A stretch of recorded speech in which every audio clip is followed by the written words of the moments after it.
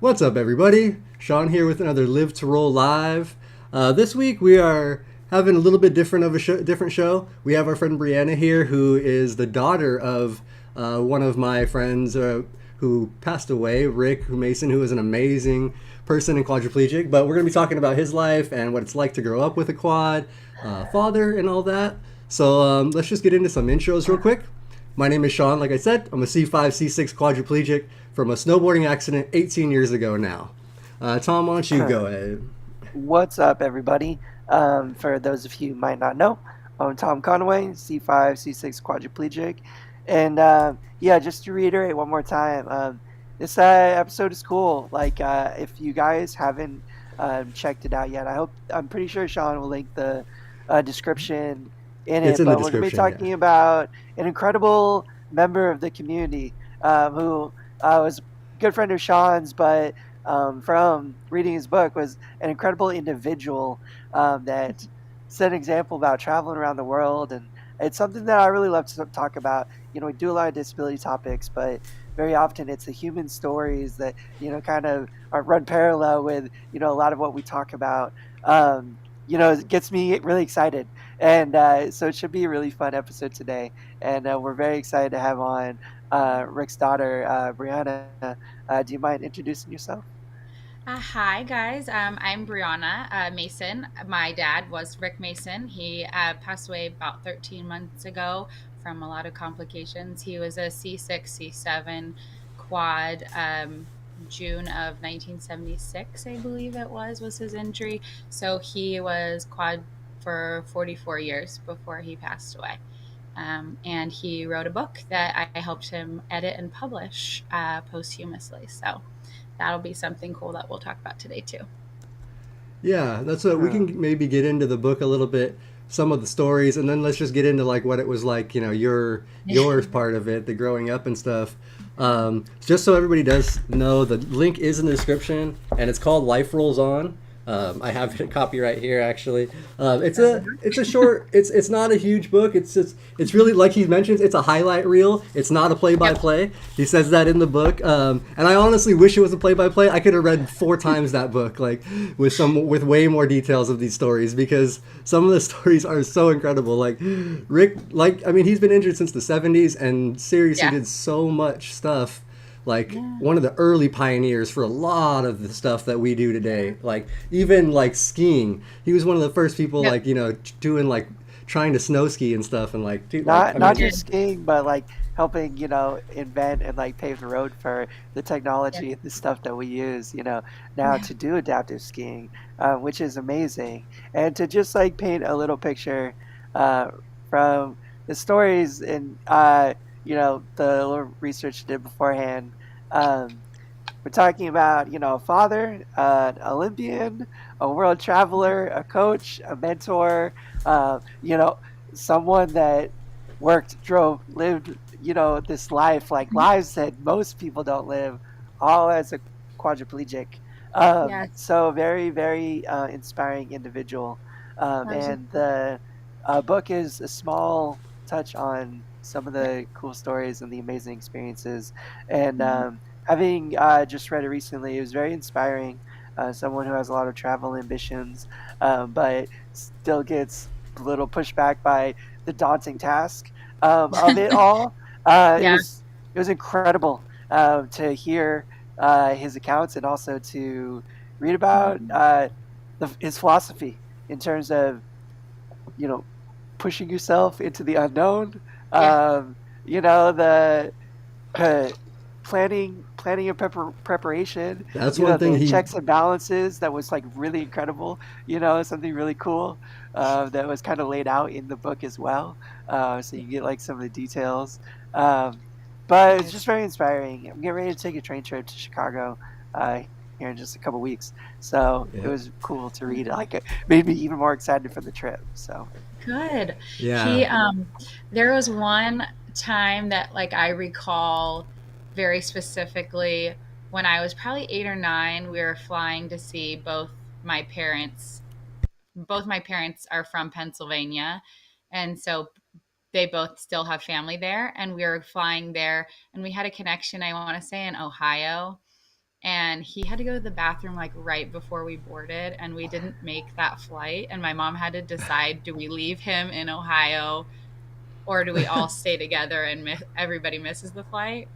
So it's just kind of one of those So things that like you have to be overly prepared.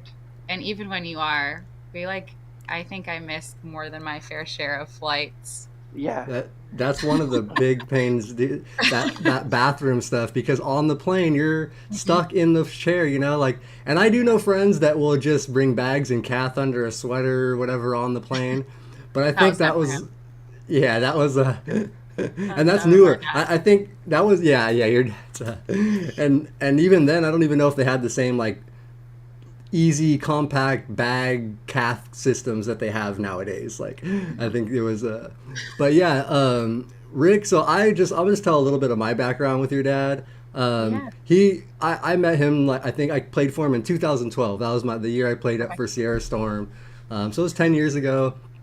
And I don't know, I just instantly connected with him, and he taught me a ton in rugby. I literally learned so much that year from him, just from Yeah. rugby. And then he also imparted so many of his life thing. Like, he was like Mhm.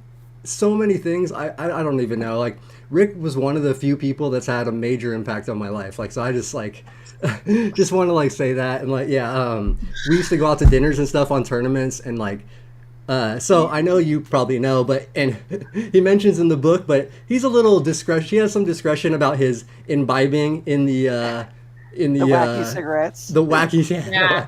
I think he so tried to be I sly like it. about that, but I was like, but if you knew, you knew. exactly. So Got like it was one of those it? things, like we all knew, like I knew, like everybody on the team knew, but he didn't like everybody knowing and seeing. But he like somehow was comfortable with me. So me and him would go smoke, and we'd go out to dinner and like hang out and stuff together. And I don't know, we just had this connection, and it was just cool. Like I really really enjoyed that time. And recently I got to reconnect with him just before COVID, like probably right before when he was already, going through everything he was going through. But Steve, Dialysis, probably. yeah, he was Yeah. going through the dialysis already, but he came down to San Diego because one of his old friends, another quad of ours, a friend of ours, Steve Steve Kalinsky, Cal. yeah, or Steve Cal, yeah. I mean, him and Steve were like really, really good friends. They did a lot of Mhm. travel and rugby together. And Steve was another person that helped me early on. And then that's how I even met Rick and stuff, was through him. Um, and yeah, we got to connect at his funeral because Steve passed away. And I actually Rick came over. I was by myself. I drove down there, and Mhm. I didn't really know that many people down there. And Rick came over and sat with me, ate with me. And then afterwards, he was like, "Hey, me and Kelly are gonna go get some dinner afterwards, and hang out at the beach and stuff. Do you want to join us?" And so Yeah. afterwards, I got to spend the entire evening. Me and him went and took a little trip down the beach together. Yeah. Found a nice little secluded area and used a couple vape hits, and then Yep. and then we ventured back over to Kelly and her mom and the little group we were with. And yeah, I spent the next few hours just hanging out with them, eating and stuff. Like, and honestly, like I'm really, really grateful I got that time with him after knowing he passed and stuff. So like I'm super super fortunate for knowing him, and yeah. We just But had anyways, his celebration of life on the anniversary of his passing. So it's been okay, exactly 13 months now. And Kelly came that's awesome. to That's his celebration of life, and we all played wheelchair softball just to kind of commemorate all the work he did with that, which was much later. And he didn't get to play much, but he was the manager, like he helped put the team together. So it that's was very cool. it's I think he definitely had that impact. And I mean, I definitely have a different perspective of my dad. Sometimes he was a huge pain in my butt. but Yeah, but hearing him passing, of course, was just like very devastating for me. But hearing all of these stories is just something that I don't know that I would have gotten to do had he not passed. So right. and he still is influencing all the things. I think Very writing the book and having me help edit it was his way of helping me rekindle my love of storytelling. So he even did that just for me, not all for me, but there was Oh, ulterior motive to help me. So it seemed like he had That's a very unique ability to forge connections with people too. he's yeah. Meet crazy. strangers and meet random people that ended up turning into lifelong friends. And I don't know, having a father that's very similar in that capacity, it was really cool to hear about and kind of relate Oh to my that gosh, he a little bit. Because I love that. I'm like very much a people person too. Like I love to meet strangers and make cool connections and stuff. So um, that as well. ability is like really amazing and something really Yeah. really beautiful too. I He do want to take Oops. just a second. he pulled my mom out of her. She's very much the introvert, and he's the like. Oh yeah, Sometimes I your think dad it is was out not of an introvert. necessity, but I mean, he definitely pulled her out of her shell. Well, So it's a it can be a really great thing about partners. It's like yep, different elements can really bring yeah, it out of each other. absolutely. I Yep. just wanted to take a second to shout out a couple of our people in the chat. Say what up to Tim, what up Sue Rob, hey Terry and Andrew, and we have Tommy Hollenstein in the chat. I Uh, just wanted to shout it out. I think he had a spot in Good Morning America. I was I just gonna think say that today, today. Today talking that he about featured. his art project. It's a really really big art project. It's a lot of pieces. It's got some cool technical elements. So please, if you haven't heard about Tommy, please go give him a Yeah, Google. Check out his shout out website. for He's that. really really You can amazing probably guy. look up the interview too. It was on Good Morning America this morning. Yeah, And they and replayed it at noon. Awesome. our Yeah, good buddies Mike and Peter. What's up? And Jay. yeah, Hey yeah, everybody. everybody. We got Just want to make sure to say hey to everyone. Thank you all and for joining Andrew. us Yeah, today. I Andrew, Jay really really Bird. What's up, appreciate guys? it. Yeah, we appreciate you guys And my taking the mama. time. Hi mama. And My mama in the and building too. heck yeah, we got to get the um, parents and so. But yeah, Well, go. parents are important, Parents like It's, make us who we are. Oh my God. Um, so that's so. I don't know. I was a little bit unique in my situation. I was injured in my adolescence. I was 4 years old when I was hurt. So I Okay. spent most of my childhood in a chair. And I have siblings as well. We're like each 14 and 16 months apart. So they Wow. grew up, very close to someone in a chair too. And we're very much like, wild on the road. Like we're camping, we're cruising, we were like very Yeah. outdoorsy, like doing all kinds of sports and activities. Like I did, Yes. taekwondo. I did, we were always in the Yes. pool swimming, and Yes. lots of fun activities. My dad played softball. We were always at the softball field. A lot of Yeah. crossovers here, Rihanna. Yeah, me But too. um, that so like reading those stories and those accounts. I mean, I'm sure you were along for a lot of those adventures too. Hmm. Did you guys do a lot of that stuff together? Yes. He took me. I mean, my whole childhood was in a rugby gym. Yeah. And like just sitting in his chairs. I'm trying to think. Like he tried to teach me how to play tennis. He was my basketball coach. He so I teach swim lessons during the Uh, summers in our backyard pool, which is literally like 10 feet that way. Um, It's cool. and a big part of that is because his injury was in a pool. And he, like, just the lack of water safety. And he was 18 years old and he was messing around with his friends. yep. Yep. And so I take it really seriously. I still want the kids to have fun and learn how to swim, but be safe. And he didn't get in the pool much, but when he did, it was just kind of like a clear the area, like let's watch him put on this clinic kind of a Yeah. thing. That's cool. Um, and I mean, he was just like, I mean, so many things. He was my coach for everything. He was really hard on me, but I really appreciate it now. So yeah, and his baseball um, cross country tour. Yeah. Yeah, He that was a cool one too. That's he for it was very cool, and he actually hand cycled as well.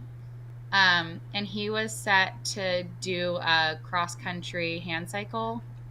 I want to say junior or senior year of high school, and then he tore his rotator cuff. And so yeah. at his final um, like check, they were like, "Oh, this is not kosher. If you go, you can go, but then you'll need assistance getting out of bed, doing all those things."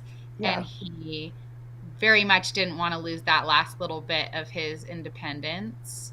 So he Yep. decided not to go, and he kind of whittled back on the hand cycling. But everyone in town, because I we live in Davis, and it's such a bike friendly community. Everyone in town knew who he was because he Nice. was one of the big hand cyclers.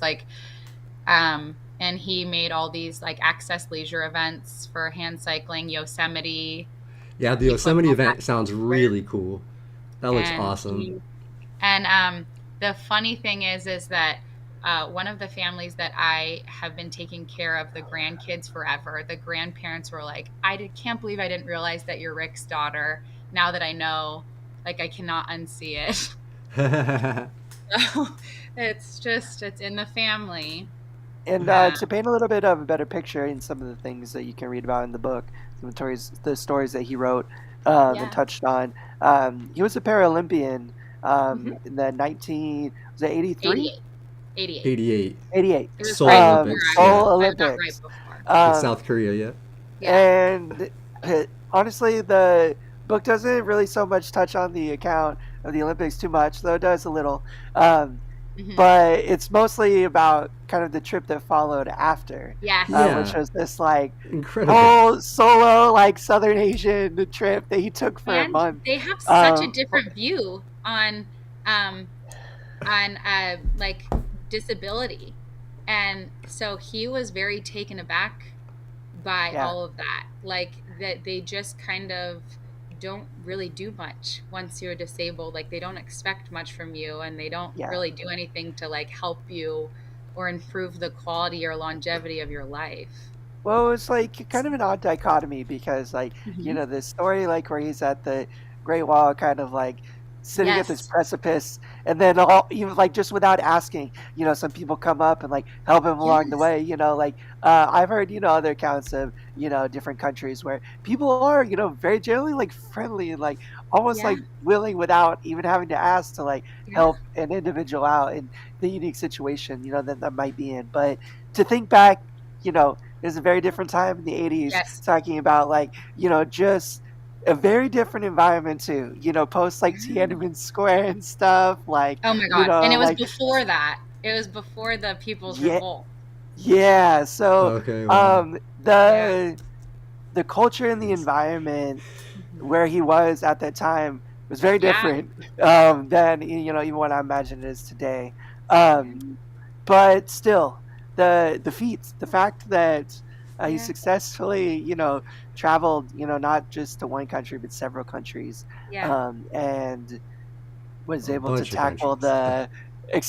the accessibility Yeah. part of it, the bathroom part of it, the travel part of it, 100% solo is almost like, I don't know, like if I didn't see the pictures and like, read the firsthand account, like you Yeah. had told me about it, I wouldn't necessarily believed you. On Um, my lazy days, but I feel like inspired kind of by that. yeah, I'm like, he He, had days like every single day, especially when he went into kidney failure, um, and beyond. Every single day that he got up to like do all these things, even when he didn't feel like it or he didn't feel like he actually physically could, and he still did it. So on my lazy days, um, I am like, Brianna, you can do this. This is silly. yeah. No, yeah, he even like in his later day, like when I saw him in San Yeah. Diego, he was staying by himself at the hotel. He was transferring in. He was like, "Yeah, my hotel bed's high." I'm like, Yeah. like, are you gonna get help? No, I got it. I'm like, okay, like you're the man, Rick. Like he was just like, dude, like Yeah, he's a when my stud, dude. cousin got married, I went with him solo, and it was like my first when he was older, my first solo trip without my mom. My mom wasn't feeling good, and then my dad forgot his meds. Um, and we were in we were in Charlotte, North Carolina, right? And it was honestly like very touch and go. And I was like, okay, he's powering through this. I need to power through this, and I need to do it with a smile on my face because I'm not even the one that's in pain right now. Um, but it's very much a test. Yeah. My mom is the one with all the patience and all the grace. So she showed that. Yeah, well, Yeah. patience is just like comes with the territory if you're a quadriplegic, Oh, unfortunately. It's like a skill that's like, even if you have good patience, you usually have to learn better patience, Yeah. once you're in the situation, because that's like the, bounds in which, you test is, how yes. patient one person can be. Um, Yes. but I think that it can be a great skill, and it's definitely something that can be shared by those Yes. close to the individual. Like I know my mom, is like really like patient person and like an amazing example. Someone that like I've learned from. But also, like my brother and sister, I'm sure benefited from some of the experiences too. Of Yes. just like, hey, this is how it is. It's like what we got to go through, and it's what we got to do. Like sometimes that flight gets missed or gets delayed, or Yep. whatever it is. But also like being able to accept it, roll with the punches, and keep on rolling. Yeah. That's kind of the trick, is to not Absolutely. just let yourself, not let the hindrances stop you. Sure, you might get Yes. slowed along the way, but that's Mm. no reason to stop. And that was really cool to read about. It's like lots Yeah. and lots of examples of that, and it's how I try to live my life best I can too. But I find myself getting pushed back by some of the bumps in the road sometimes. But it is, individuals like your dad. It's individuals like Shawn and Tommy and Mike and, a bunch of other cool people in our chat, some Yeah. other amazing people in my life that, do the same thing for me. It's like in the morning, like The those support hard, system. yeah, it's those hard mornings where it's feeling slow and it feels really hard. It's like, okay, these guys are doing it. Like, I can do it too. I can keep on pushing, keep on trucking. But it was Yeah. really cool to read about some of those accounts of your He dad built doing the same yeah. thing. He built a support system that has kind of lasted past him. Like he's Yeah, gone, but I still have that support system. My mom still has that support system. So we're like doing very well. And I think that that was his intention. He wanted to build a support system, he wanted to build a community. He wanted to he chased all these dreams, not just for himself, but for the community and for other people. He wanted to build, and he wants other people to build on what he's started.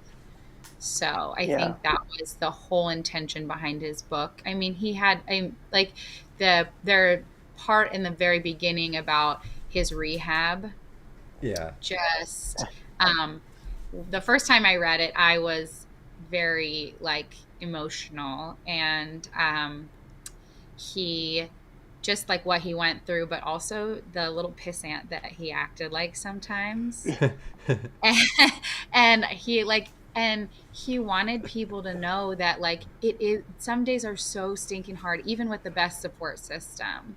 yeah. They're so hard, but you like there is so much that to live for, and there is so much you can still build upon. It's going to take time, and you're going to have really shit days, but Well, I really sorry. love that little No, extra. you're good. You can say No, you're good to that. swear. We're uh, yeah, it's all good. We're friendly with whatever. But anything except for hate. That's all I like to say. Yeah. Just no negativity. But Yeah. the part that about that like really touched me, like the rehab part that I related to is like when he was talking about the guy that came in and kind of talked to him about swimming, getting back in the Art. pool, and he just responded with this kind of like smart ass snarky answer, like Yeah. hey asshole, I just like hurt myself diving into a pool, Yeah, I and just almost what's the drowned. Like, expectation, that I'm gonna get back in it, but then the guy said like, oh, it's like you're just Yep. not ready for it yet, Yep. but Exactly. it seemed like Rick really kind of resonated with that, in that that's how a lot of us are early in rehab. Even, like Yes. I was in my adolescence. Oh, Like we all hit a while, like, we all lose something. And part of that recovery from loss can, like a lot of times be anger. Like, you're just yes. pissed off at the world, pissed off at, Hmm. our circumstances, whatever it is. Now, a year of rehabilitation is unheard of these days, let alone 4 months. that's not anymore, but The back in fact the that day. Yeah. he left early, is, um, like more power to him. Like that was definitely his road, that he traveled, and a lot of that like stuff is exactly what he said. It's like learn trial by fire. That is Yeah. like Yeah. Shawn and I both talked about it. It's like, hey, you're in a situation where you're either gonna put up or shut up. Like, we're gonna figure something He out, said or that all the it's not time gonna too. That happen. Yeah, exact yeah. phrase. Put up or shut up. I kind of And remember him saying that. so I really resonated with those elements of it, that like, hey, like, we're not always ready at the start, but that doesn't mean like we can't be ready later times.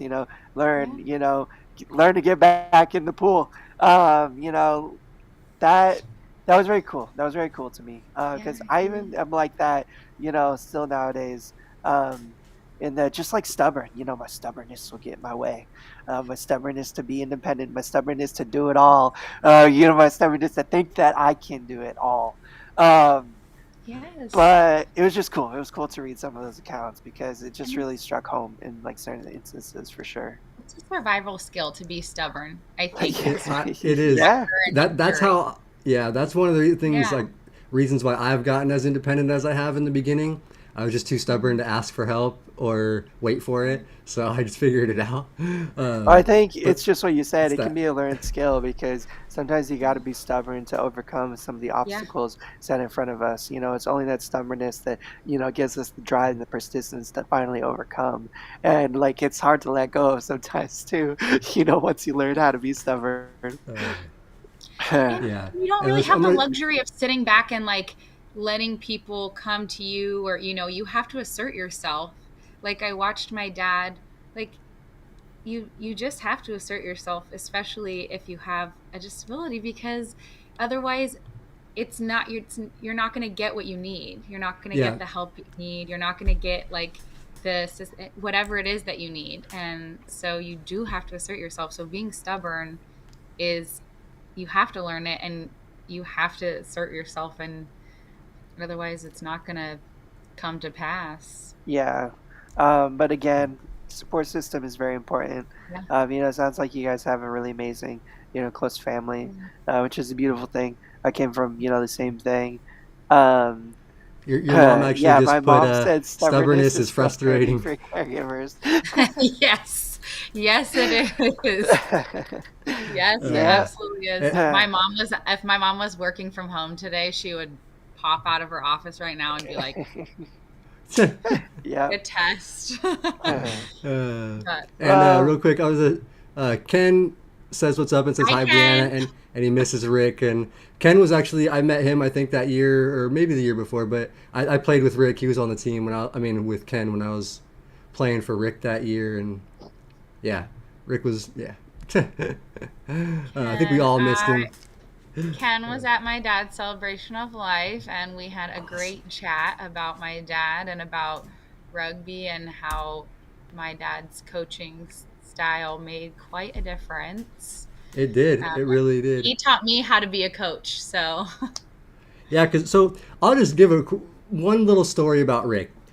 Nicest guy ever. He was always so nice, so friendly, so whatever, right? And like, but I always worked like on rugby. I played, I played my ass off. I pushed. yeah, I wanted to make a name for myself. yeah, But there was a time, I don't even remember who it was. Somebody was not pushing on the court, like in between stuff. And the look in Rick's eyes and his face, I had never seen that before. And he was like, "Get the fuck off the court! You're not like," and he was like, "If you're not gonna push, you're not gonna be on the court." Like, and I was just like, "Damn, I never want to see that look from Rick. I'm pushing my ass off." And I just was out there, but I would never stop pushing. I'm like, I don't want that look. So like, that seriously, like, just like, cause like I had so much respect and like I liked Rick so much, like I did not want that. I was like, oh hell no, I don't want to get that wrath. I was like, I'm play hard for Rick. Like, so like that was one of those And stories. Like, he was the he brought nicest that guy, but home. man, when you needed that coach, when you needed to be told, he would tell you, like, Yeah. tell you. Well, He was very patient to sit there until you crossed that line with him, and once Oh, you that was crossed that exactly. line, good luck It coming was. back. Yeah, no, it was exactly like it was like one of those things, just total flip. And then like later, it was totally normal Rick again, back to like, it's like it's like man, and like I seriously, even like I always thought in my head every time playing rugby, like I don't want that, like I gotta play hard. Yeah, But that's a good just the coach. threat. well, I know. tough love can be as important as normal Yeah, love. Yeah, Everyone needs a kick in the ass sometimes to, like yeah, help us, realize our potential or push us in a way that we need to be pushed. Um, yeah, and it does sound very much like in a lot of facets of his life, considering all the coaching he did, and not just rugby but softball, and and just like helping other mhm, people with their rehab and stuff, and in his yeah, professional capacity, a lot of his patients and stuff, he liked to give a lot of love, to everyone in whatever way they needed it, and in some cases, we all need that little kick in the ass, that's for sure. yes, yes, we do. He definitely didn't. You didn't ever question if he loved. It was he didn't make you earn. He didn't make me. I'm the only child that he has, I think.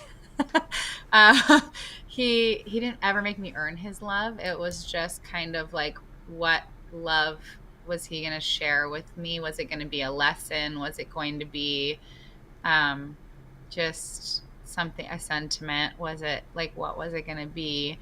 Um, but I mean, he did everything with love. And it's very evident even now, especially now.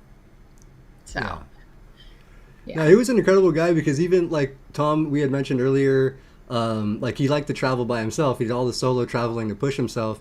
And one of the Yeah. things he mentions in the book is, that allows you to meet new people, like, Yes. talk to new people, expand like who, like your just like your knowledge of culture. You're gonna just get way more involved if you don't have Yeah. somebody to sit there and kind of go off with on your like. You're gonna get involved with everybody that's local and stuff, and Yeah. just yeah, he had like so many stories, people he met and stuff like that, and like took him all Hmm. like create like the people. He seemed to like make best like friends everywhere he went. Like people love him. Like it's crazy. Yeah. But yeah, He- it's cool. Here, Yeah. Tommy. Yeah, great stories about a great man. It really is, and it's a fun little read. If you guys, the link is in there. It's Yeah, it's called Life inexpensive. Rolls It's On. it's a fun read. Life rolls on, and I have a feeling that Rick's been saying life rolls on since like well before the foundation ever even existed. I feel like he's Yeah. been saying Yeah. that since like the '80s, probably. Yeah. I mean, it's just like how he felt. He was like, well, what can I do about it now except for to keep rolling on? So Yeah, the And title of the book was like the first thing, which um, sometimes it's hard to come up with a title that's all encompassing of what you want to express. And he knew, I mean, no, it's good. we had a It's hard like time cutting out, or we had a hard time with like what we wanted to include. Like we wanted the like hard hitting stuff. But he wrote all of this after he was diagnosed with Parkinson's. He was like, it's time for me to start putting these down on paper and like sharing my story. Um, and he still kept doing things, he still kept living, but it was just very, he wanted to share. And I think he lived so much of a life in like his 63 years.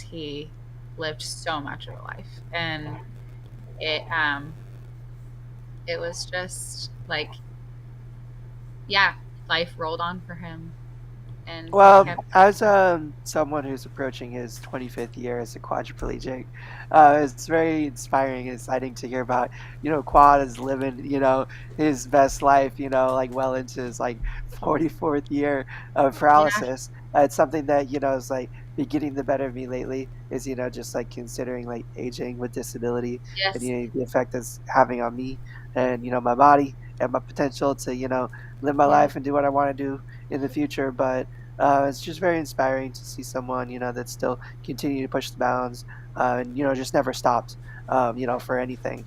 I I mean, think. but also with healthy consideration of, his shoulders and like his body and stuff Yes. too. And I was like, Eventually, yeah. good and reassuring to Yes. hear, and I think very valuable because it's important that we all, take necessary steps to pay attention to ourselves and, Yes. take care of ourselves and also realize our limitations. I um, think I think it's really important that you listen to your. I'm of course I don't know what all of that entails, but I know what listening to my body sounds like for me. Um, and he listened to his body, but he didn't stop. He like didn't let himself have like pity days. Like our dog that passed years ago, it was when our dog passed that he started to slow down. It was a direct correlation because he took that dog out every day, twice a day. And that was like his Mm, outing, even though it was scaled back from what he was used to, like the intense athleticism. It was yeah, still something that got him out of the house and like picked up his spirits. So when our dog died, that's when he really like slowed down. yeah, So it's just wow. really like companions like that. It's yet another part of the support system. yeah. Yeah, For no, sure, we love our puppies. yeah, Um, definitely. That's can be a really tough thing. Um, Yeah. I do want to touch on another comment too, Adrian. is It's it, just like thanks. asking I what we was just meant gonna go by back to. stubbornness. Like, do you need to be stubborn to learn? I don't know. I'm not saying that stubbornness is the double-edged sword. It can be bad and be good. You can be so stubborn to the point where like it's hindering you. Meaning, like, okay, got to be realistic. You need help sometimes. I push the bounds of that. Like, I have a hard time asking for help. I have a hard time uh, sometimes. Like I got my caregiver, I got my support network, but some things, I have a hard time asking help for, for whatever reason. Oh Now, yeah, I we're all. think that can be a hindrance to me at times when I should, set my pride aside and be like, it's okay, dude. Gotta let this one go. It's something that I'm still learning and I'm still working on. I think everybody still does to a certain extent, but Mhm. stubbornness can be a benefit to you in that it can drive you sometimes to push past what you thought you maybe were capable of. I've been in Mhm. certain situations where like I maybe didn't have help at that time, and I could have just laid there and like waited till help showed up. Instead, I you know look I dug within myself. The stubbornness got the better of me, and I pushed forward, and I maybe learned something about myself, and maybe accomplished something I didn't realize that I was capable of accomplishing. So it's, again, like I said, it's a double-edged sword. I think it can be a good thing for you, but also within bounds. You can't be so stubborn that you like lose all realistic expectations, Yeah. or you put unrealistic expectations on yourself, and then that ends up hindering you. It ends up costing you physically. It ends up limiting you, holding you back in some capacity. Um, so yeah, that's kind of what we meant. I hope that made a little bit more sense. Yeah, like that just for me, my stubbornness just I I don't like to ask for help. I'm very much like I have this weird thing about being a burden on people. Like I just like screw it, I'll do it myself. Like I'd rather just I don't know. Like if I'm offered help or if something is sometimes I will ask, but it's very yeah, it's just it's hard for me like Tom said and it's helped me, but it's also been a hindrance at times for sure. um, Yeah, so let's I we've been mean, talking go oh, ahead. it's I was No, gonna you say go. Yeah. we've been talking, and we can I could completely keep talking about Rick and his story in life. Like I like literally love the guy. But let's switch over a little bit to your experience with Yeah. growing up, having quadriplegic dad, because I get, I meet a lot of new injuries and things, and that's one of the concerns with a lot of people that first get hurt and stuff is like, oh, I have a small child, I have what like, and they're like, I'm not going to be able to play with them as they're growing up and this and that and stuff. So like, so what was your experience like growing up? So my dad, his injury was when he was 18. Right. So I clearly was not around yet. But so that's really all I knew. I would never had a dad that had to transition from, um, like typical ability to disability. But I think that it's really important to give yourself grace if that is the situation for you, um, and to be vulnerable enough to show, um, maybe imperfections and like be honest, say like, yeah, I am feeling tired, or like there is a transition there, but like I learned so much just from having him, um be real and be honest and be the human that he was. He made it very clear there's a distinction between asking for help and wanting pity. Like there's a huge difference there.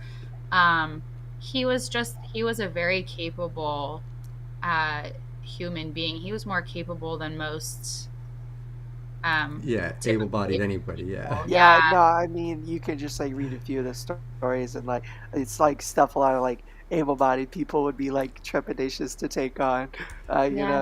Like so even it his Because was they like haven't very had he to cool. I feel like you haven't had to face adversity. I mean, so for me, of course, I am typically abled, but um I growing up with him as my dad, I that was demonstrated for me every single day. Yeah, Just like with the things you don't think about, like not being able to reach the higher shelves, or you know, getting into a car, getting in and out of your bed, going to the bathroom, um, which wasn't for him. He had gotten used to all of that, and they had a really good setup. I mean, we had to find homes that were, um, like that were compl- compliant with his stuff, or that were able to be modified. yeah, Um, and I think a lot of people don't realize like there's a few components to those things. It's financially like it's financially expensive. I was just talking with somebody about how when my dad passed, they donated his van, his like very expensive converted van to, I think the Access Leisure programs or someone related to that. And we're so happy to give them that resource because it's so expensive that it's a barrier to access that you don't really realize. yeah, And also just the like physical exhaustion and the emotional exhaustion that come with that.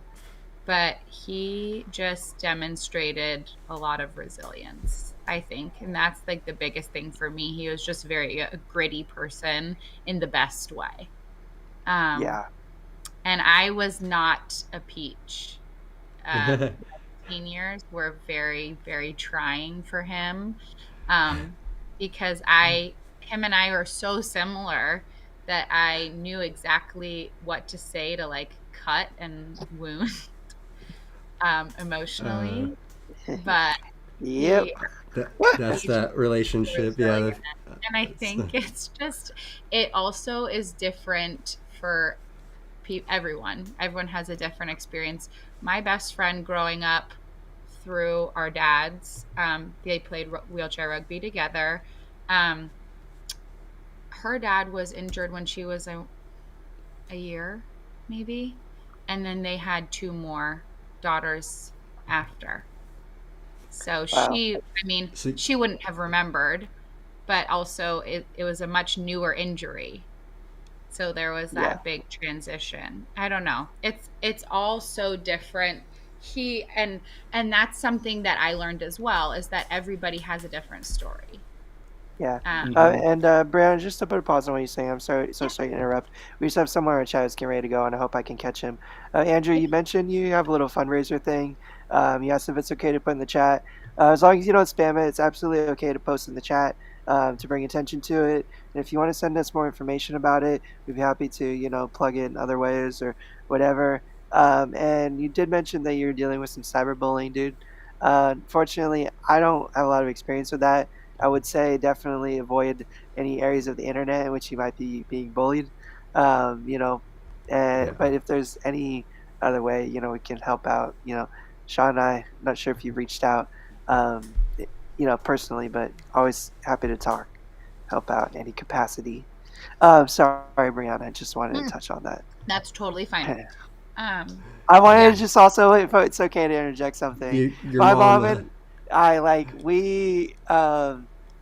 you know, she just they said were, it. Like we were lucky; they were able to like refinance our house to be able to afford a wheelchair van. The for limit of access and independence, the financial burdens, like that is caused by financial burdens, is one of the hardest things. I think it's absolutely terrible and it that any compounds the emotional aspect of it, I feel.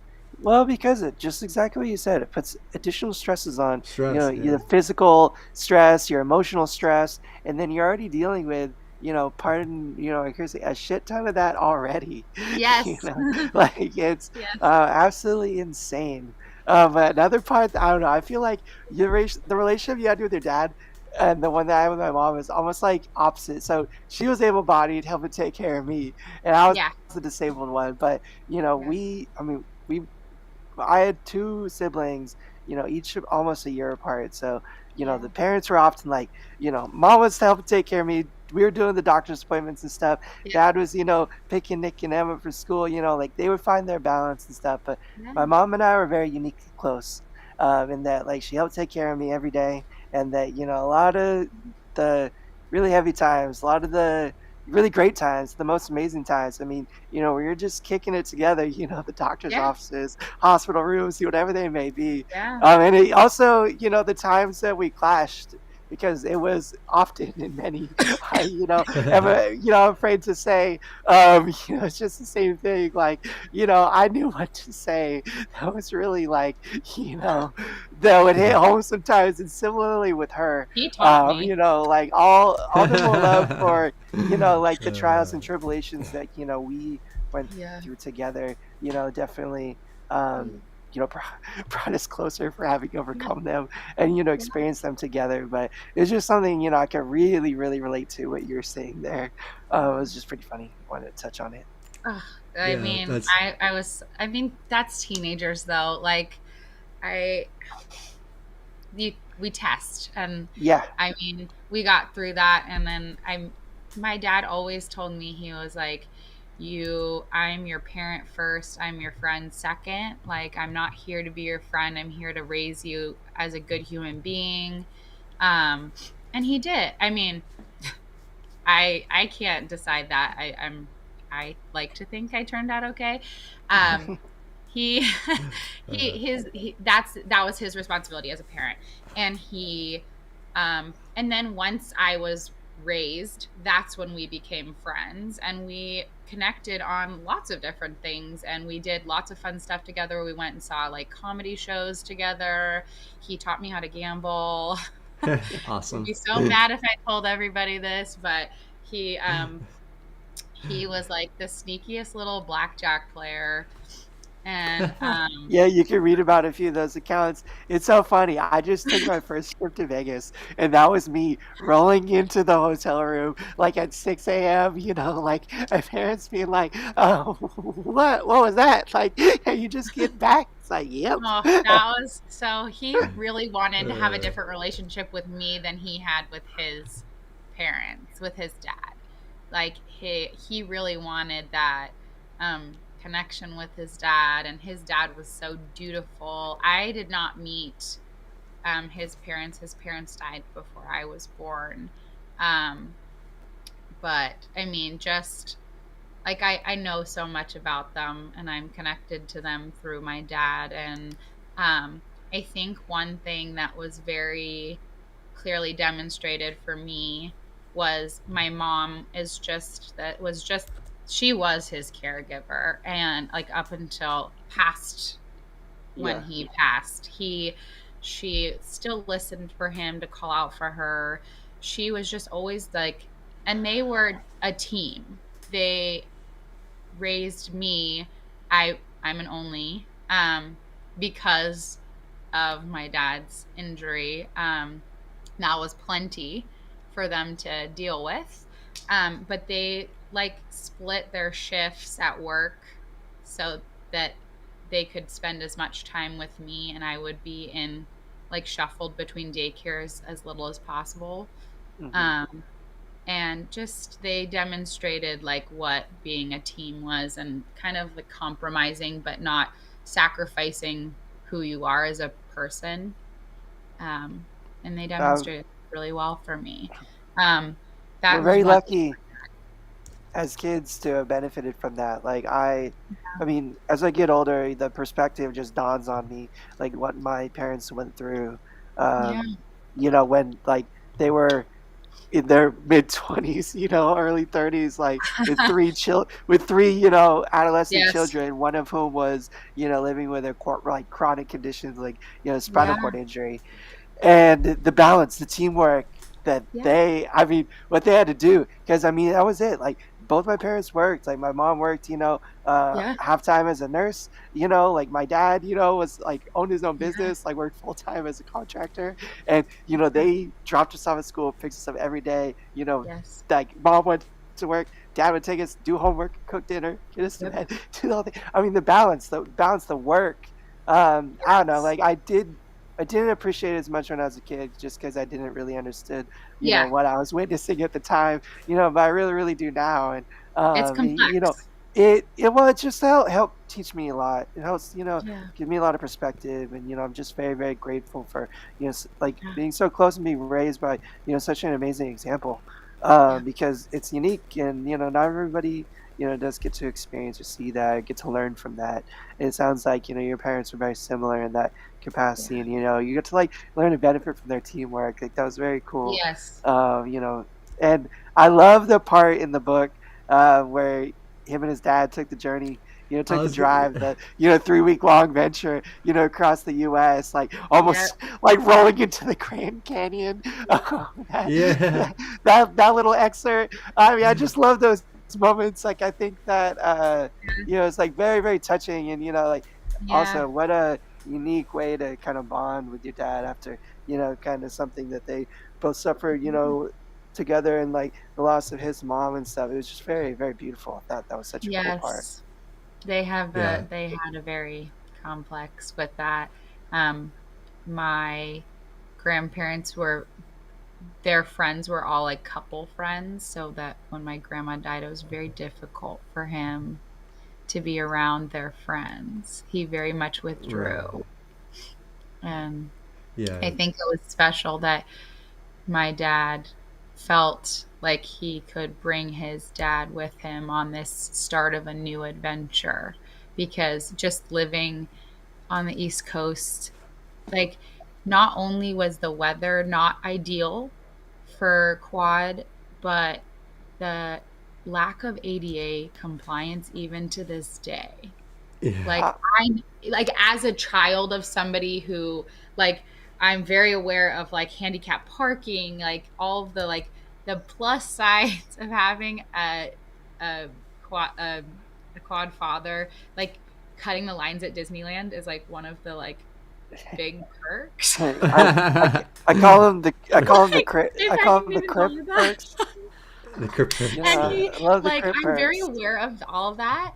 And we when we would go visit, like just like some businesses choose not to partake in that.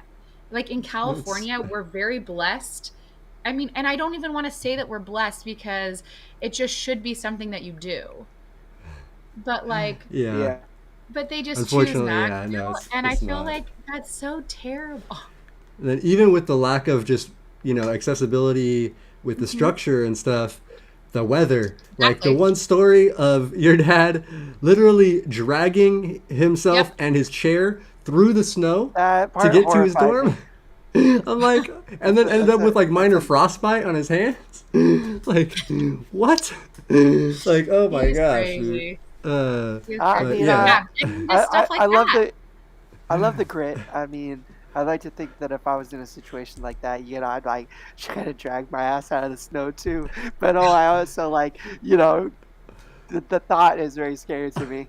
Yeah. serious.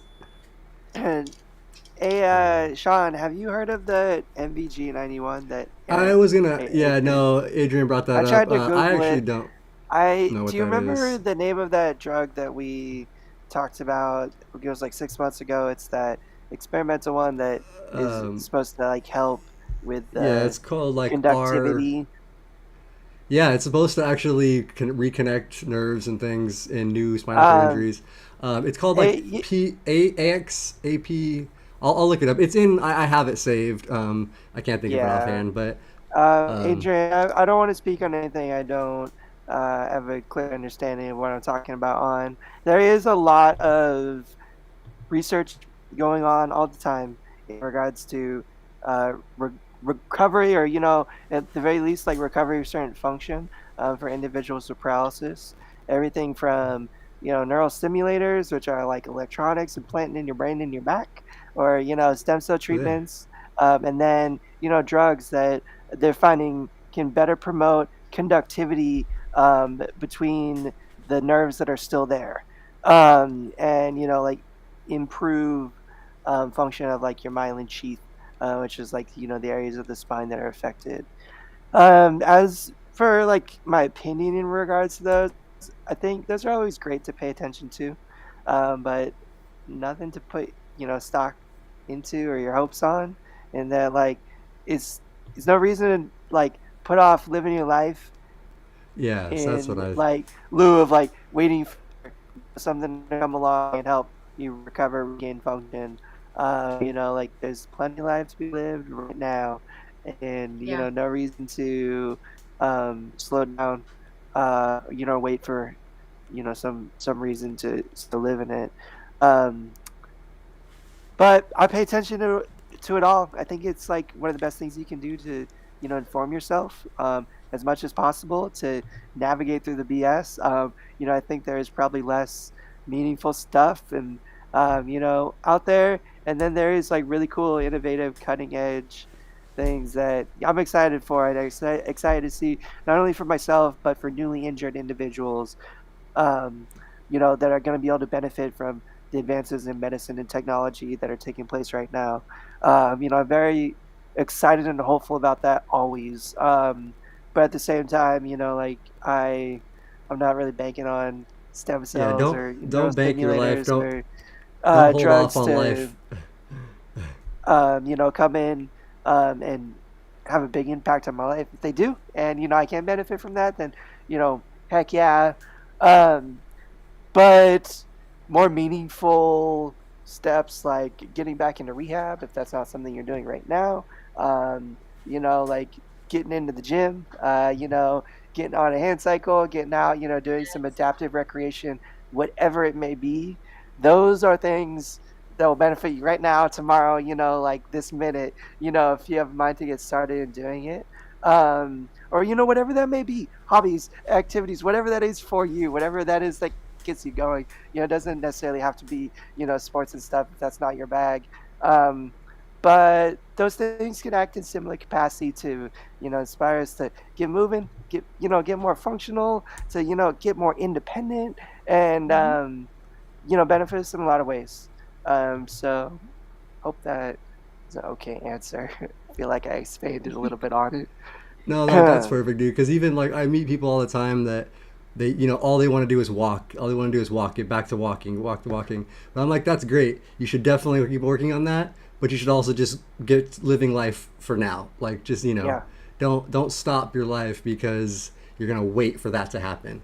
So just like, and I'm sure your dad would 100% agree with that. Your dad was Yeah, I don't. Yeah, we someone were. who I lived remember life. when stem cells became like a kind of like a hot button conversation. And my dad was like, I don't really even want to go back. Like, he'd built this, he'd taken the time, and it does take time. He had built this life that he was very Proud proud of, of. I'm sure. He had Yeah. gotten he had gotten reacquainted with his body. He had gotten reacquainted with like so many things. And I mean, there are so many components, and I know so many of the days are hard and very painful. Um, but he just like the adaptive sports that he did, like Access Leisure in Sacramento, they do like paint nights, like once a month, I want to say. There's so many things, and like we know so much more now, than when he first was injured, and like we have so much more technology, and just so many more options that's um, Yeah, he he was just doing it in the early days where before all that technology and adaptive equipment, he was just figuring things out, making things work, adapting himself, like, like Well, just putting round you, pegs in square holes is what he loves to that say. he 100% was doing that. Yeah. well, it was like just like two sides of like this coin where it seems like a lot of preparation went into it, but also like a lot of planned non-preparation went into it. It allowed for a lot of spontaneity and a lot of discovery and a lot of unique experiences. He Like it's okay. prepared so Like that he could here's have like the spontaneity. yeah. I mean, it's like I love that. It's like let me do what I can to prepare myself the best I can to be Yeah. successful, but I don't want to set too much in my itinerary because I don't want to be bound or limited to like any experiences that might pop up Yeah. along the way. And Yeah. I don't know, like that's a beautiful thing. Like that was very very cool and Yeah. very inspiring to hear. Yeah. Um, So we're getting kind of towards the end here. I wanted to ask Rihanna, what's your favorite story from the book or from your dad's? Like, if you could pick one story, I just was From curious, the book, or from if there's one from outside the book that you like want to oh, share a there's little, so that's many. fine. But like, Um, I was just want curious to to you like because he plug did the so book a much in little life. bit. Yeah. so I am writing a follow-up to his book. Um, Oh, and just about life with my dad. It's slow going just because some days are like harder to like emotionally get through that writer's block.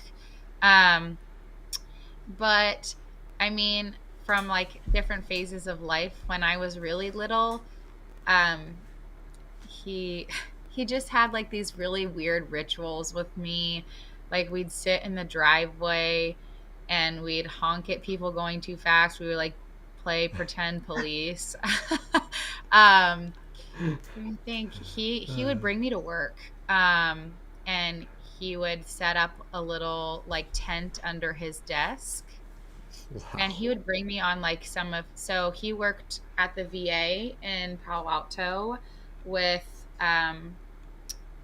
blind veterans, and he was rehab.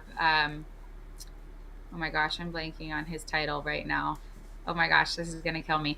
Um, but he would take them on like field trips essentially, Yeah. and one of them was like adaptive bowling or like adaptive softball with the talking ball. It's like a Um, recreation therapist, right? yes, yes, Yeah. thank you. Yeah. I didn't want to Gotcha. say occupational therapist because that was not it. No, no, yeah, And you got it. and he would bring me with him, and it was just amazing to like watch him be with these people. But then he would also take me to Giants games and like bundle me up, and the winds would whip through Candlestick, and he was like, "We're not leaving. Yeah. Have a Yeah. seat. I'll get you some Cracker Jacks. I'll get you your garlic fries, but we're not freaking leaving." Yeah, your Um, dad, the Giants, man. He yeah, is a and he fan. took me for my birthday. I'm an October baby, and he took me October to 8th, shout out. That's my birthday. he took me for my 24th, 2014 when they won the World Series. He took me to Game 5, Wow, that's for my cool. birthday, and it was amazing. It was just one. It like that was how That's we probably a connected. favorite story. that Yeah. that sounds Yeah. like a nice From the story at book, least. I would have to say his 30th birthday, just because that's the stage I'm at in my life. And then COVID hit, and everyone's 30th birthday plans were just out the window.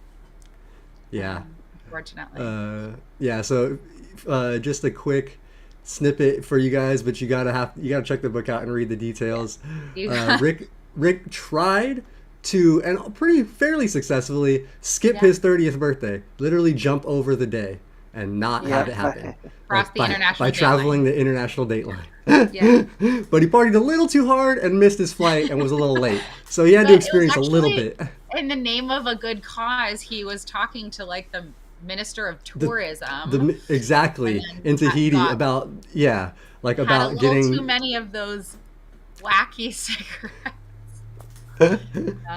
but yeah, no, that's an incredible story. That honestly, and I remember him telling me that. That was one of the stories he told me when we were hanging out talking one night. Like I was like, "Are you serious?" Because I was at that same. I was 29 because I was 10 years. I'm 39 now. So like Yeah. literally when I met him, I was like coming up, and that's what we brought it up. He's like, I miss my 30. Like he's like, and he told me his whole story about Yeah. Bora Bora, and I was like, "Are you like?" You were camping on the beach, like all like I couldn't like wrap my head around it. Like I was just like, "Are you like?" Like, because I just I like know. picture your dad, and I'm just like, man, like, it's just crazy. Like, this is amazing. And I'm still the trying to wrap my head skydiving around some with of it. Steve Cow was probably one of my favorites.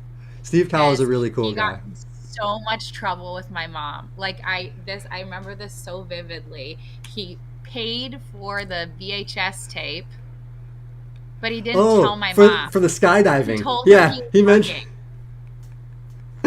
Yeah, your mom. So your mom And didn't know she he went found skydiving. it. That's She found the hilarious. tape while he was gone. And she called him and she was like, "You have some explaining to do." That's great. That's so funny. He tried to do it without her knowing. And she's very my favorite- anti. What did my you think favorite about story the was the plane day- and the bungee jumping? I mean, geez, the guy bungee was jumping an hysterical. animal. Like I'm not going to ruin that for people who want to read the book and want a Yeah. surprise. But that's Yeah, his big sister. That's her favorite part. She makes her laugh every time. Awesome. And we barely even touched on the bungee jumping and skydiving, but which are like reasons to definitely go and get the book and read it because and I did find myself getting caught up, I don't know, a little emotionally at times to some of the stories. And my favorite part was the Great Wall. That story. And I don't want to spoil it, but I don't know. It's just like kind of a fantasy that I've had, of like visiting, Do it. somewhere that isn't really accessible. Like I just had this passion for like seeing things like that and experiencing pieces of not like just our history, but our global history, like our world history. And his account of getting up there and being able to roll along this huge length of the wall and see it stretch beyond the horizon and experience it without any plan, without any help, by himself, just listening to strangers and stuff. It's like that's what I want to do. That's like what I want to do my whole life. I know it's so yeah. it was like very cool to read that. And Yeah, it's inspiring, make man. me It's want to really... put myself in some situations where I could have some relying on the unique kindness of experiences similar. strangers. Yeah. Yeah, I mean, I It will just restore love your that. faith I in love. humanity, I think. it should. Yeah. No, it's If it incredible. doesn't, then you didn't have any to begin with. So Yeah. Well, I think- just loved I him think like trying everybody should do to. it. I loved his account of like trying to explain to the guy to like take a picture of him like wheeling Doing a down like wheelie. the length of the, I and got just that like picture I can literally right imagine back there. like the language barrier and trying to like explain this thing while this guy's like, what's this guy in the wheelchair trying to ask me to do? Like, And he's like, Yeah. he did it. Of course, he didn't speak the language, but Yeah. he was like, I was like hand signaling to people and like Hand signaling with quad hands too. Like that's what 'cause I it- love, right? Yeah. Yes. I try to do that all the time. People are like, what is this guy like flailing at me for?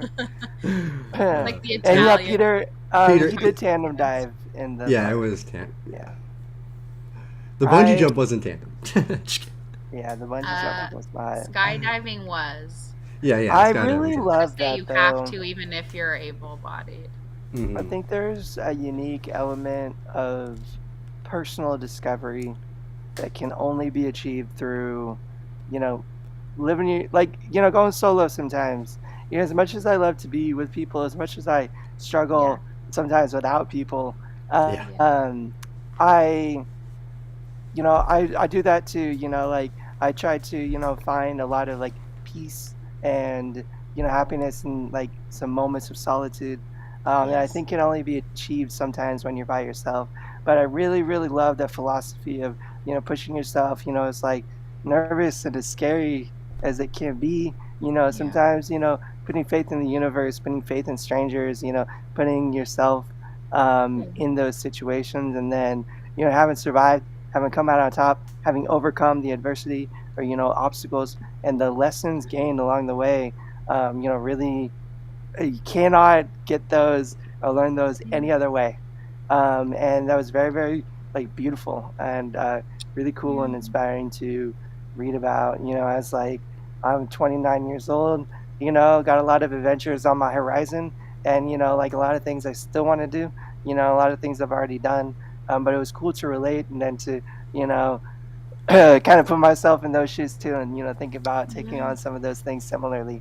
It was very very neat. So I did not get a chance to know your dad, but I do feel like I Yeah. have gotten a chance to know him a little bit through some of his stories and the accounts that you helped put together. So very very much appreciative Yes. for that, Thank you. and for telling your dad's story, Yeah. continuing sharing and It's a inspire, story because worth those telling. That's like a big thing for me is like I've been encouraging people like live a life worth sharing, and then also like encourage the people that you love to share their story. Like I'm just yeah. really lucky that I had a front row seat to this life of his. And that he did everything. I really don't know if he had two more hours in the day than other people, or he just used his time so efficiently.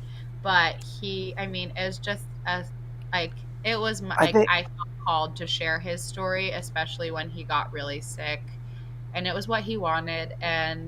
Um and yeah, I mean, I think that like if you felt like you got to know him a little bit from reading his story, then um then that's great. That's exactly what he wanted, and he wanted everyone to know that you can do so many things this in this life.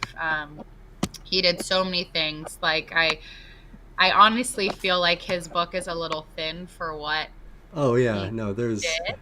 But he did want it to be like a highlight reel. And I, on the other hand, my version of the story will be bit by bit.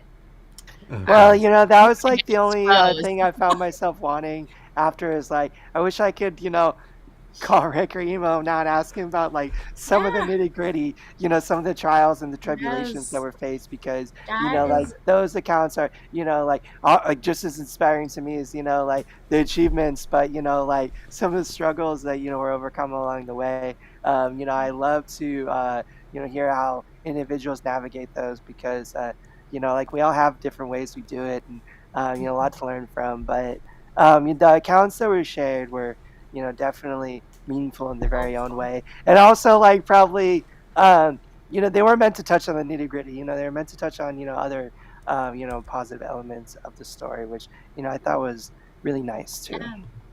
uh, Yeah. it's I'm glad you felt like connected to him through this book.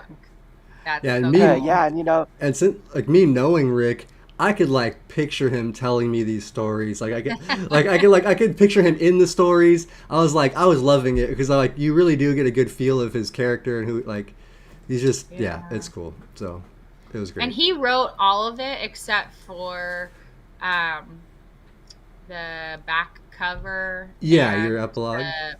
the epilogue. That was And you're me.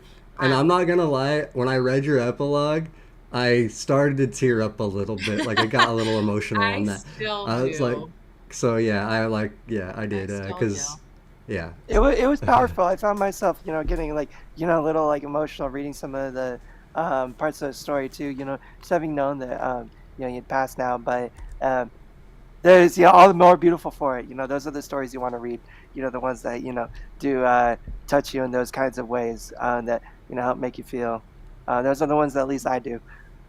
So I'd say Yeah. really go check it out, please, if you haven't And already. I wanted to Um, keep his voice in there. it's funny. I also want to say the thing about dads having extra hours in the day. My dad's the same way. Like I don't know where he finds the time or energy for some of the stuff that he does.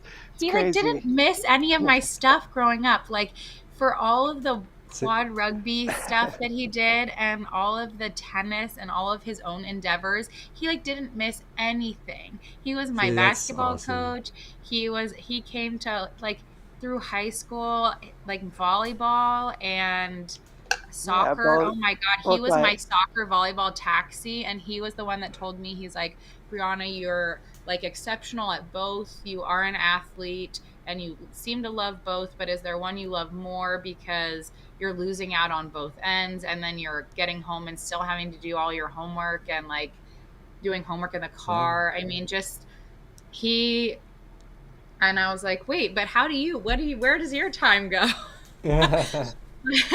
But well, I he's mean, he was very spending it present. the ways that you wanted to. The reason he was there for all of that is, I'm sure because he wanted to be and had a mind to. And my parents are, very similar. Like I think back to how they juggled it all and did it all and was there for everything. But it's because they had a mind to, be there and do it. That's No. the beautiful thing about family. Yeah, it is. Yeah, Yeah. All right. Anything else you want to touch on, Tom or Brianna? Is there anything else you want to mention? Like we said, the description is below. I mean, not in the description. There's the link for the Amazon link. You can buy it on Kindle or paperback. Yeah. Um, it's I just thank you for having me on here. I mean, I feel like very strongly about um like sharing his story and also just being a resource, or if you are someone that needs to talk to somebody or you want to get connected in this community, like don't hesitate to reach out because the support system is will make all the difference for you.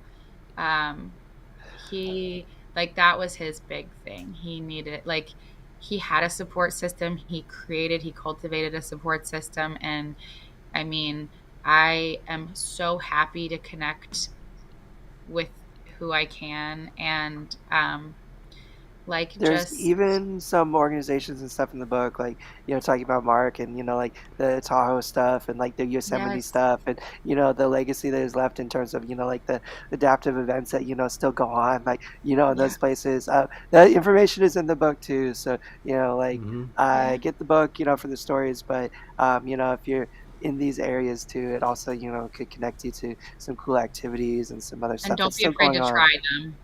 Like Yeah, Yeah. heck yeah, the no, I'm going abilities to Yosemite expo this that you year. guys did a piece on uh, was amazing. Like just don't be afraid to try those things. Like I think the big thing for me is I was raised like not to be afraid of failing, because like and just try it because you never know what you're going to connect with. And now I'm a runner and I do all these other things because I was like, well, the worst that happens is I fail. I mean, I won't know until I do it. My dad didn't know until he did it. So Yeah. he tried everything. So just try. You never know what you're going to fall in love with. Also, Shawn, I don't know if we shout out our sponsors today. No, we didn't. Should I I, was gonna should I do do that that real right now. quick? Yeah, go for it. Big You shout can do it. out to mobility professionals out here in Southern California. Meet all your rehabilitation supply needs. Awesome company. Help you navigate every step of the way, in terms of getting you the right equipment, working with your insurance, and helping you out. Unfortunately, they're only located out here in Southern California. But if you are local and you're looking for a new wheelchair supplier, rehab equipment supplier, they're your people. Let them know we sent you. They're awesome. You won't regret it. And their sister company is Urology Professionals. They are national and they can help you with your urological supplies, whatever they may be. And again, they're sister companies. These guys are of the community, for the community. They work to really set a standard for getting you what you need with as little struggle as possible. And we all know the struggle of dealing with insurance Yes. and medical supplies companies, but they're the ones that are really going above and beyond to help you out. So please go give them a shout out, check them out if you're looking for a new company to help you meet those needs, and let them know Live to Roll sent you, because they'll keep on sponsoring us. Yeah, and And they're amazing just companies. They're a big part of the community, even locally, with Triumph Foundation and all the stuff we do in Southern California. They're at all the events, even just volunteering and hanging out, not even just like to promote. So there's good people. So And thank you for everyone watching. Adrian, thank you for the kind words, my man. I really, really appreciate you, dude. Appreciate thanks you watching. I'm glad you were able to find some for enjoyment, and this show helped make you feel a little bit better. I was feeling you, man. We all have rough ones, but we all move on. We all find that light. We all see past the struggle, and we get moving, get ourselves feeling better and feeling good. So thanks for letting us help be a part of that process, man. We really appreciate you. And Yeah, thank you, and Adrian, if you Brianna. need anything, yeah, thank you, Brianna, Yes. for sure. And yeah, like honestly, please feel free to reach out to me. I mean, I'm not the best resource, but I do have resources, and I do feel like, I mean, I grew up in this community, Yep. and I want to help how I can, and I want to be just a source of connection like my dad was. So, That's awesome. Well, we really Yeah, appreciate that. That yeah, rings true for Shawn and I as well. Brianna, the whole Live to Roll family. That is, that's what we want to do. Is like if yeah. anybody needs help, needs resources, whatever that may be, even just someone to talk to, someone to connect with, you in the community. We're all here. We're all happy to take some time for that. So please don't hesitate if that's your situation. And yeah, peace and love to everybody. Hit that yeah. like Thanks. button. Make sure to subscribe. If you have not subscribed to the channel yet, also hit that little notification bell. It'll let us know when we go live every week. We got an awesome lady show coming up. Not this Thursday, right? Next Thursday. Yeah, it'll be next We Thursday. have our women's show every other Thursday, which is awesome, hosted by an amazing uh, woman, Brianna. And Another yeah, Brianna. so for all the Yeah, ladies another out there, Brianna. big shout out, another Brianna. Um, and yeah, love you guys. Thanks for checking it out. Yeah, we'll Thanks see you for guys next Shawn, having week. you're the me. man. Thank you, Brianna, again for we really appreciate you joining us, and Yeah. yeah, thanks everybody for watching. We'll see you guys next week. Live to roll.